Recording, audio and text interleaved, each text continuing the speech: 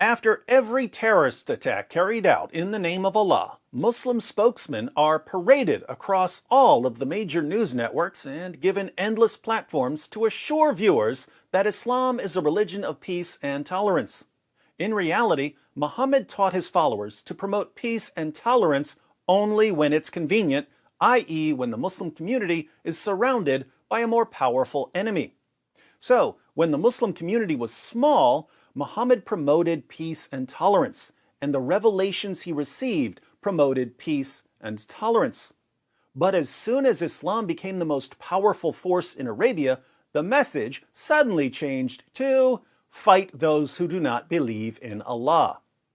In Sahih Muslim, Muhammad proclaims, "I have been commanded to fight against people till they testify that there is no God but Allah, that Muhammad is the messenger of Allah, and they establish prayer and pay zakat." Christians and Jews were given three options: convert to Islam, pay the jizya, that's tribute money to acknowledge your inferior status, or be executed. Polytheists weren't so fortunate. They only had two options: convert or die. Anyone who left Islam would also be executed, as Muhammad declared in Sunan An-Nasa'i 4067, "Whoever changes his religion, kill him." Islam orders its adherents to violently subjugate the entire world. If you call that a religion of peace, I can only conclude that the world you live in is opposite world. Same David would have tried to kill his father with a hammer, is put into a mental hospital by his mother, is bringing up the Quran, chapter 9, verse 29 again. I don't know how many times I have to keep saying this, but, the Quran, chapter 9, verse 29 was revealed, so we have to use proper tools for interpreting verses. Now, there's one concept called Asab al-Nuzul, historical context, because the Quran didn't come down as one book as in one night. So if you read the Tafsir of Al-Tabari, in his commentary, Jamal al-Bayan fi al-Dual al-Quran, on this verse, it says that this verse, the Quran chapter 9, verse 29, came down at the time when the Byzantine Romans, when the Romans, the Prophet Muhammad sent messengers to the Byzantine Empire, and he had them killed, and the Roman Empire had them killed, and that led to the Battle of Mu'tah in order to avenge the death of those Muslim delegates. And that basically means that the Roman Emperor declared war on the Muslims. So it basically came down. It came down as a response to the Roman Empire killing the Muslim messengers.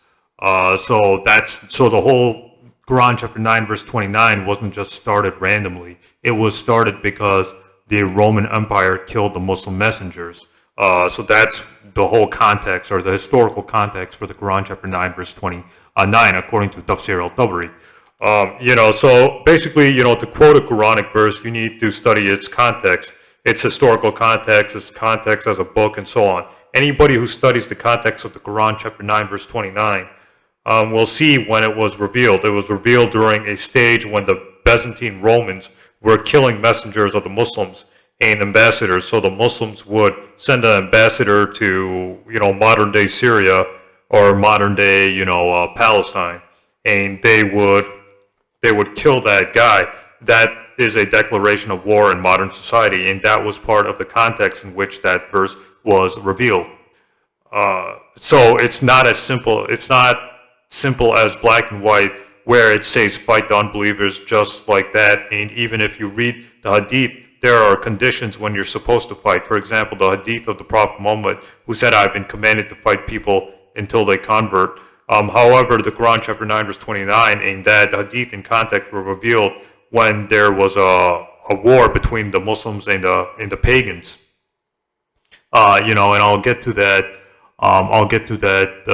Hadith, the next Hadith that David would quoted in a second.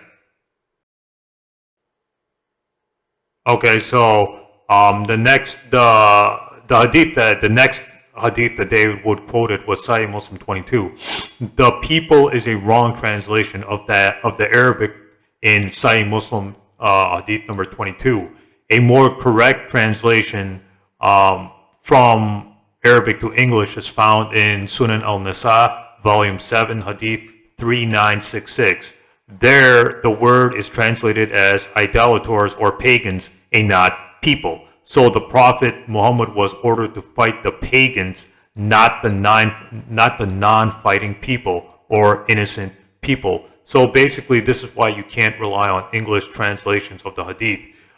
You have to read the original Arabic, or you have to understand what the Arabic is. You have to understand Arabic before you get into the Hadith, because the Hadith of Sahih Bukhari, Sahih Muslim, Abu Dawud, etc., Al-Nisa, etc., were originally written in Arabic, not in English. A more correct translation is found in Sunan al-Nasa'i, Volume 7, Hadith 3966. The Arabic word is not to be translated as the people. It was supposed to be translated as idolaters or the pagans. So the Prophet Muhammad was ordered to fight the pagans, and the reason why is because the pagans, the pagan Meccans and the other pagan Arab tribes were fighting against the early Muslims and the Prophet Muhammad. So it's not the other way around. It's not the Prophet Muhammad was picking a fight with them. It's the other way around. The pagan Meccans were picking a fight with the Prophet Muhammad first. We can see this if we read the biographies of the Prophet Muhammad. In the history of Al-Tabari, Ibn Hisham, etc., etc. Even if we read Sahih Bukhari, the first people to attack the early Muslim community were the pagan Arab tribes. As for Sunan al-Nisa 4067, apostates are to be killed only when they fight against the Muslims. This has already been refuted by me. Last year I made a video refuting the Islamicize me, bullshit, and I refuted that argument. This is further clarified when we examine the historical context of the Hadith. So basically, the Hadith, just like the Quran, have a historical context to them. Apostates were to be killed because these people were leaving Islam and fighting against the Muslims. They weren't just to be killed just for apostating against Islam. They were apostating and they were physically fighting against the Muslims. That's why they were to be killed, not for simply apostating.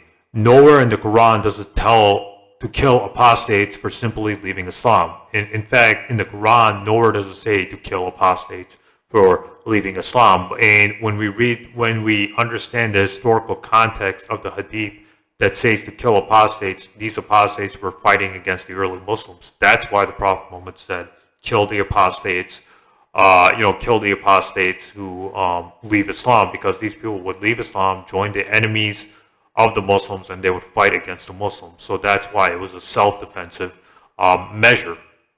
And so basically, I did a response to this last year. I'm gonna link that below. So this debunks David Wood's so-called myth that Islam is not a religion of peace. Stay tuned. The final videos are coming up.